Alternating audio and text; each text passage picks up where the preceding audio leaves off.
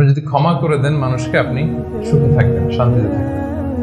আমাদের হয় চলতি পথে আমাদের বন্ধুদের মধ্যে বা আমাদের প্রতিবেশীর সাথে বা আমার কলিগের সাথে বা আমাদের সমাজে অনেকের সাথে অনেকের নানা সময় এমন বিভেদ ঝগড়া এটা তৈরি হতে পারে, ফলে মনের মধ্যে ক্ষোভ, অশান্তি, ইভেন জেলাসিও আসতে পারে।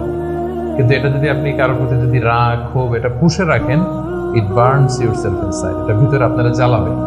যারে হিংসা করতেছেন, যার ব্যাপারে ক্ষোভ রাখতেছেন, এর কোনো ক্ষতি হয় না। ক্ষতি হয় যে এই ক্ষোভটা লালন করে, এই রাগটা যে ছেড়ে ফেলতে পারে না হৃদয় থেকে, যে মন থেকে মানুষকে ক্ষমা করতে পারে না, সে কষ্ট পায়, অশান্তি নেমে আসে, দুঃখ নেমে আসে।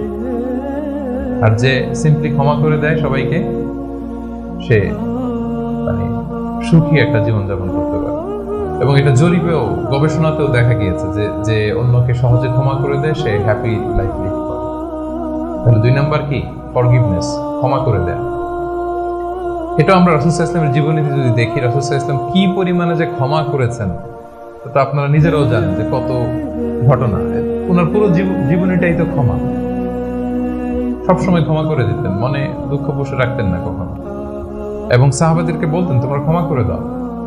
এক সাহাবী এসে বললেন, ইয়া রাসূলুল্লাহ, আমার তো অনেক কৃতদাস, ওরা শুধু কাজে ভুল করে, ওদেরও কি একটু পানিশমেন্ট দেওয়া উচিত না? রাসূল সাল্লাল্লাহু আলাইহি ওয়াসাল্লাম বলতেন, না। তো কি করবো? ক্ষমা করে দাও। কয়বার করবো? বলেন দিনে প্রতিদিন কমপক্ষে 70 বার।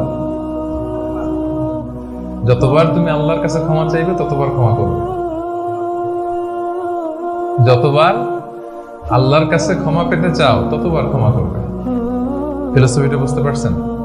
আমরা আল্লাহর কাছে ক্ষমা চাই, কিন্তু আমরা একে অপরের ক্ষমা করতে পারি না।